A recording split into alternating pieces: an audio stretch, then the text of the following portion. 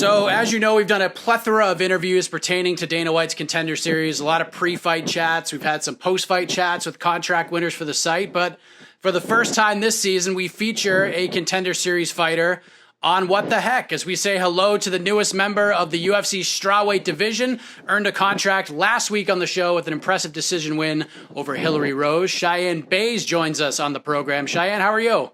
I'm good. How are you doing? I'm doing great. So it's been a week or so since the fight went down, since you got the contract. Has it all kind of sunk in what you've been able to accomplish just 6 fights into your pro career? No, I don't really try to think too much of it because, like, you know, now that I'm in the UFC, I've always known I can get to the UFC. So, I mean, I'm happy, don't get me wrong, but I'm like, okay, now it's on to my next goal, UFC Championship. So for me, these are just little goals that I'm just achieving, but nothing's really like hit it. Like, I'm not taking too much out of it. I'm like, now the fun begins. So the way you sort of pictured it is the way you feel. Yeah, exactly.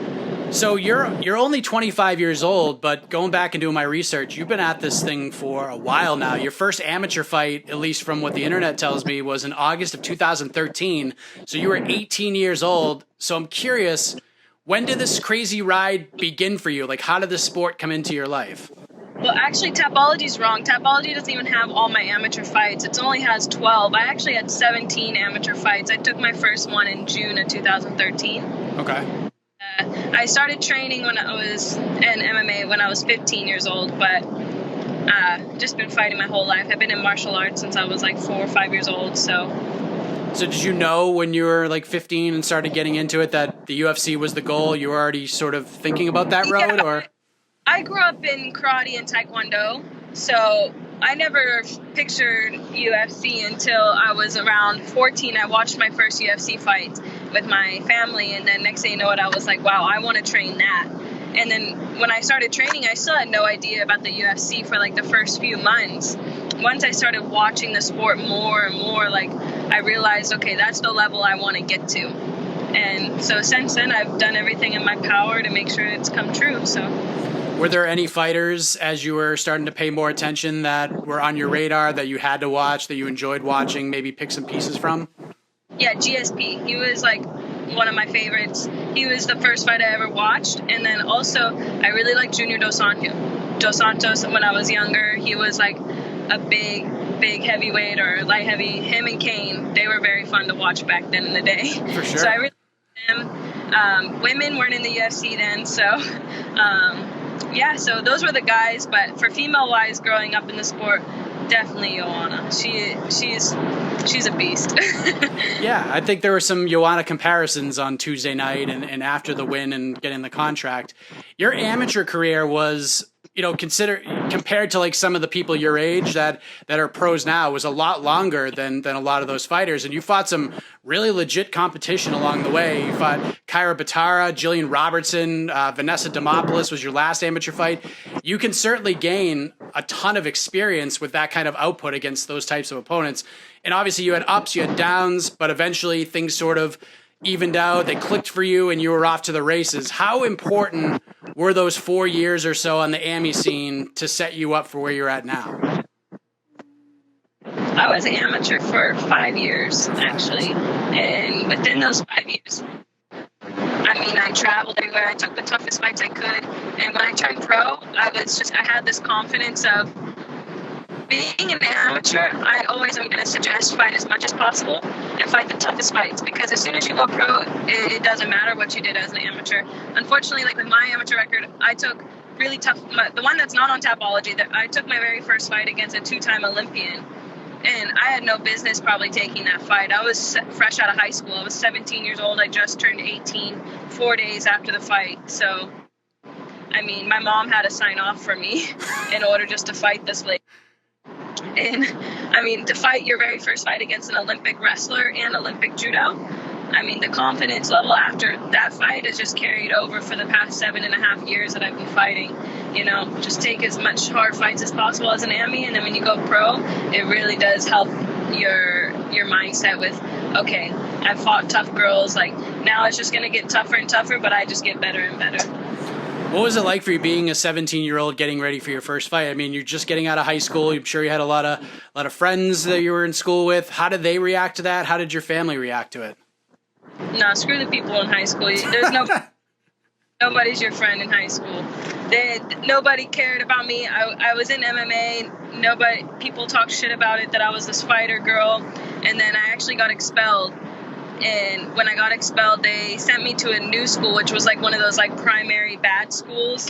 And my mom and my dad were like, the very first day I went there, they're like, you're not a bad kid. And I had no reason of getting expelled. So they're like, screw it. We're going to drop you out and you're going to start training for your first MMA fight at 17. Wow. My parents believed in me so much that they allowed me to do that. And because of that, I was able to start fighting right away. As soon as I turned 18, that's when my journey started. But I was 17 in my training camp. So my whole training camp, I knew for the fight for like 3 months. And it was 4 days after my 18th birthday, like I said. So in my training, I was 17. Fight night, I was 18. So wow. It was really fresh out of the gates for me. Wow, that's a crazy story. And it's amazing that your parents gave you that amount of support, for sure. Did you ever go back and finish high school? How did that all work? Yeah, so I actually went through, after I fought, I signed up for like this college class courses where you can get your diploma still at like your own time. And it was at like a local college in our area. But it took me a really long time. It took me like a year because I was always training then. I got it after like I was 18 or 19 years old. I got my diploma finally. It was just like because I got expelled my senior year, it was like the first 3 months into my senior year. So those first 3 months of school, all that stuff I did, the school trashed it. They didn't like put my grades over so I could just like finish where I started off at. I had to restart the whole senior year again, but I ended up getting it just to kind of say, screw you guys, and I got a diploma still. Wow. Why did you get expelled? For fighting. For fighting? I got bullied. Bullied a lot my senior year in high school, going into my senior year. Just stupid stuff, like nothing like that's crazy, but I just got bullied, like just stupid, typical high school stuff. And one day they like messed with my family, and when you mess with my family, that's like a no-no. So I went out there and I just beat their ass and went home, and it was really bad. But yeah. Beat their ass, as in multiple ass. People? Yeah, anybody that wanted to come in, they got it. So, but I mean, that's nothing to be proud of. But at the same time, when I'm a mom and my kid gets bullied and the school does nothing for it, I'm definitely going to tell my kid to go piece all them up. Yeah. So, yeah. Draw the line. My parents were mad. They knew it was bound to happen. I mean, you can only take so much as a human being, especially when you're that age, when you're like 16 years, 17 years old, not even, and people are bullying you in school. It's not nice. So for me, yeah, luckily I can fight. Yeah. Yeah. That's for sure. Yeah, I have a 7-year-old, and that's like one of our biggest concerns is it's horrible, and it only gets worse nowadays. Like, I even heard about Paige Van Zandt when she came out with that book, and she said she got bullied. Like, you look at people and you're like, oh man, you won't think that these people get like bullied, but school is so, man, I don't even want to be a mom for any time soon because I get so mad about stuff like that. If like my kid ever gets bullied, man, I'm gonna just tell him, give him a 3-piece. Give him a 3-piece. Yeah, we got a punching bag here, so when he gets angry, he just goes and unloads on it. So we're trying. It's a scary place out there because, I mean, especially with the social media era, it's way different from when I went to school. Exactly. Social media kills nowadays. For sure. When it comes to your MMA career, you said that when you turned pro, the confidence really started to pick up for you. Do you remember? Because I think heading into the Jillian fight, and I know the Tapology page isn't completely accurate, but it says at least there you had lost 3 fights in a row. What sort of changed for you after that stretch? Because you were probably were you questioning yourself at all? No, I wasn't questioning, but I was losing to girls that would just want to take me down. So I knew there was a hole in my game. I came from a really good striking school and a really good grappling school. And actually, the first lady I fought, Ingrid, the Olympic wrestler, she became my wrestling coach after that fight. I thought her wrestling was so good. I'd never been slammed so hard in my life. she lived like 2 hours from me, so I drove 2 hours every day just to go to her to train for 2 hours and then drive 2 hours back home almost every single day. But it was getting to the point when I hit the 3 losses in a row, I was like, I need to go to a gym where I can spend all my hours of driving on the mat, because I was driving from school to school to school, and in Florida it's not easy drives. So after I hit that 3rd loss in a row against Gillian Robertson, which that fight, Gillian Robertson, I thought I won. Like, I was in our interviews and pictures, I mean, I was completely fine, not a scratch on my face. And this girl was like, as an amateur back then, she was like 9-1 or something.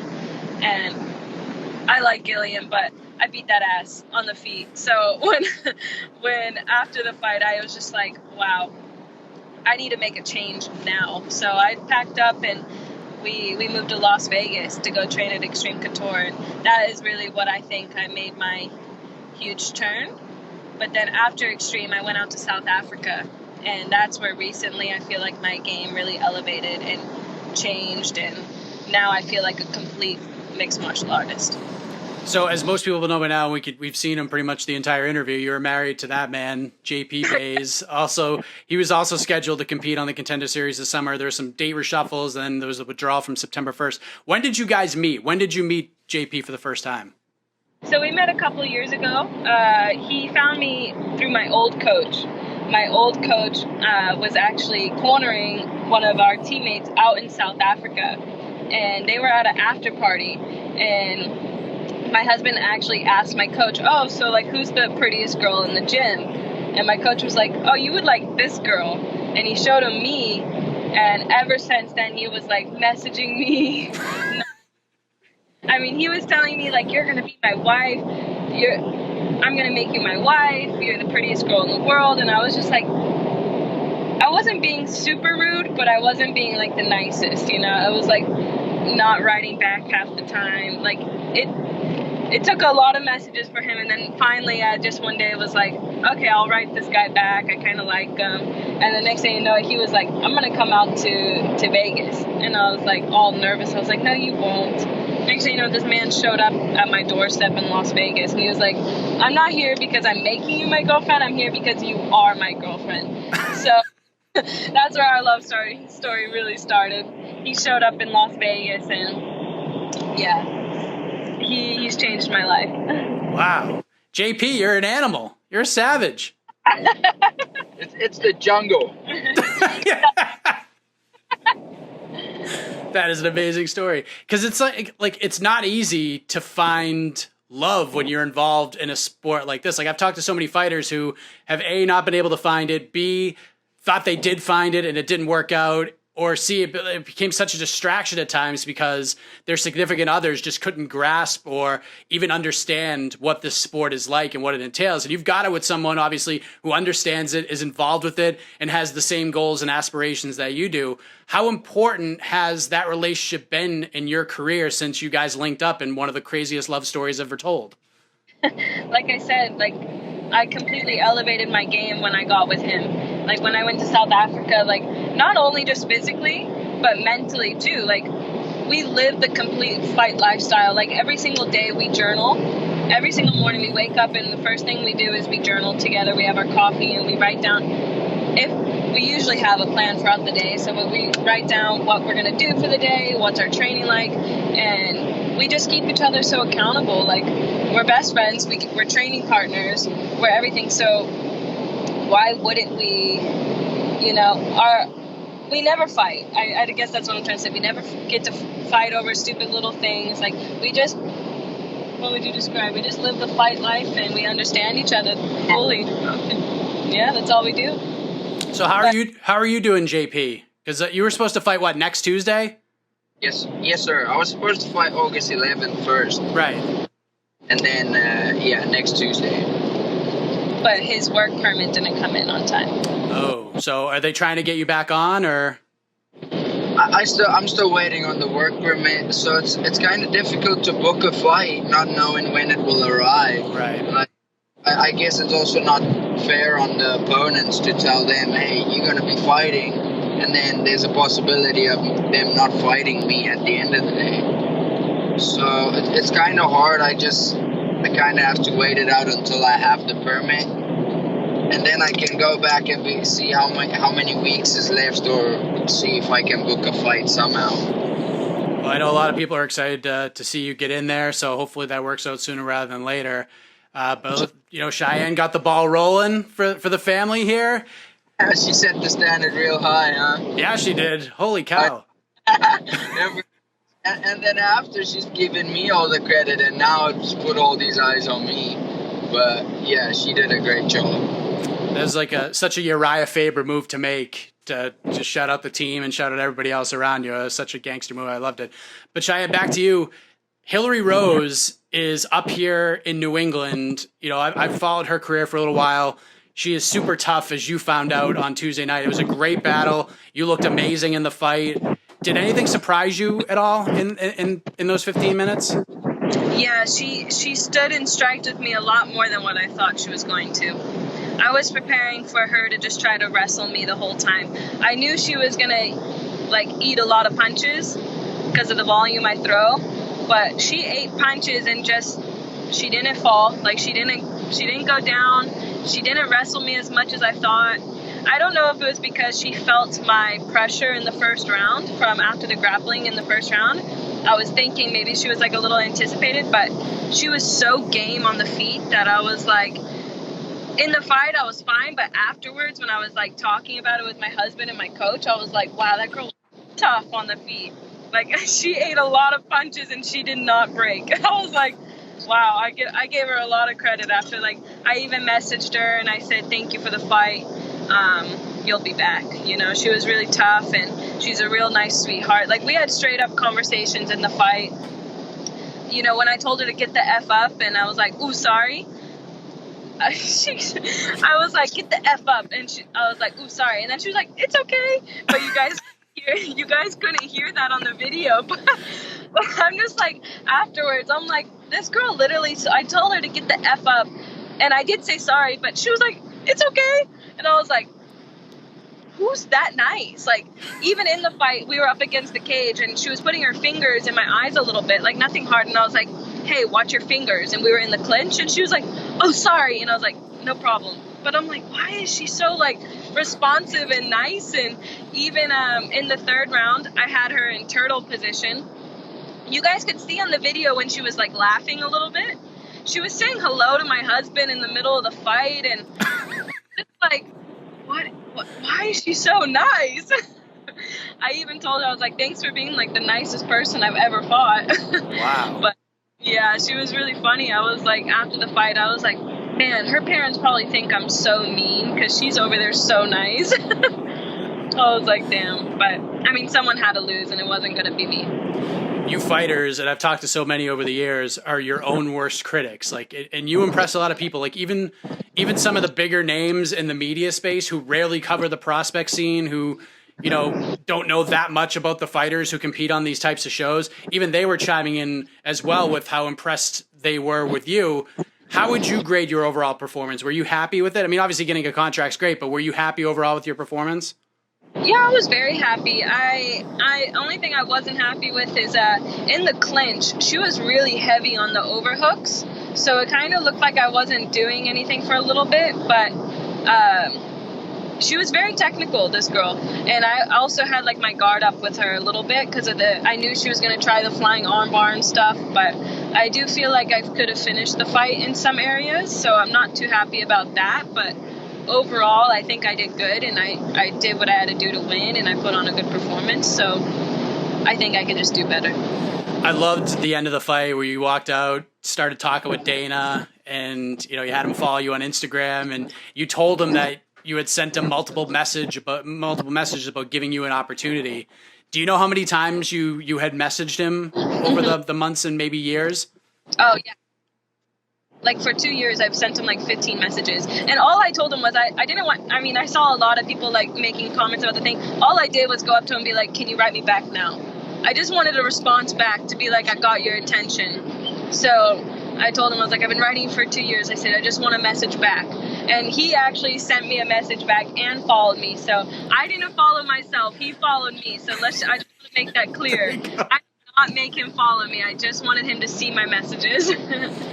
Was there like a specific message that you sent him that kind of sticks out? Because you have to imagine he probably gets hundreds, maybe thousands of fighters hitting up those DMs, trying to get noticed, trying to get signed. And, you know, you want to try to find that happy balance of like, I want to stay on his radar, but I don't want to annoy him either, but I have to get his attention. Like, was there anything you sent him that kind of sticks out? Yeah, I told him like a year or something ago, I told him, I said, I don't care how many bitches I got to beat up till you know my name, but I'm going to be a star for you. And then I told him about like me getting my LFA fight. I messaged him after I won that fight. And then I messaged him when I found out I was going to be on Contender. And then I messaged him, and my last message to him was, Dana, I'm going to kill this girl, I promise. And thank God I did. Thank God I did. Because that was going to be bad if I didn't. But, I mean, I had so much confidence in myself for this fight. Like, I knew what I was up against, but I also knew, like, I've waited my whole life for an opportunity to fight at the highest level, and I was not going to lose. I told my husband, I said, it didn't matter who was put in front of me. Like, when you put something in your head, you're going to get it done if you really put your mind to it. And I just had my mind stuck on winning. And, yeah. We've seen over the years how much Dana weighs finishes over decision wins on the Contender Series. Like, even though your performance was completely dominant, sometimes that's not enough. You know, when you have finishes, you had two brothers on the same card getting finishes, so you knew they were getting contracts. And then Josh Parisian had done this twice already. He was on The Ultimate Fighter. You felt like he was almost as given could be. Were you concerned at all that you might not get one? No. I knew if I could be myself, I was going to get a contract. I mean, unfortunately, like, I really need to start finishing girls because I have a lot of decision wins. But if you watch all my decision wins, they're all entertaining fights. Like, that's my kind of style fight. I really like that. I have the gas tank for it. I know I need to start finishing girls, but I'm still working on it. Like, every fight of mine, I'm just getting better and better. My power's becoming more.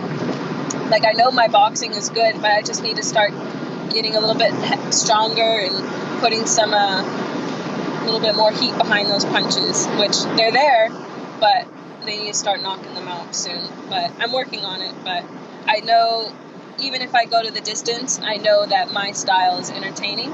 You can never be too sure. So, like, when I got to the chair, I was a little nervous because I was like, oh, I wonder what he's going to say about me. He's probably going to be like, this bitch is crazy. I mean, I don't know what he was going to say. But when he told me to get the F over here, I was like, hell yeah. I was like, yes. But yeah, I mean, it was definitely a nice feeling, but I guess you can't be too sure, but I was pretty sure. Well, now you're part of one of the most exciting divisions in the promotion. You're certainly in the deepest UFC women's division. I've been saying for years, the strawweight division can never do you wrong. It's always exciting fights. So many exciting potential matchups in your future. How pumped are you to be able to have the opportunity to mix it up with some of these ladies?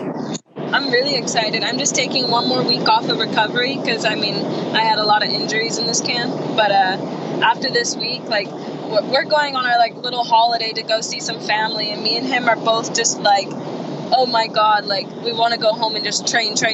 But we're like, one more week off and heal up our body. And we're like, then it's back to work. But we're really excited. Like, I know me and the performance I had, I'm just excited to see if he'll be able to get an opportunity next or somehow when he gets his work permit. Like, he really deserves it also. So we want to be husband and wife champions one day, and we're going to freaking do everything we can to make sure that happens.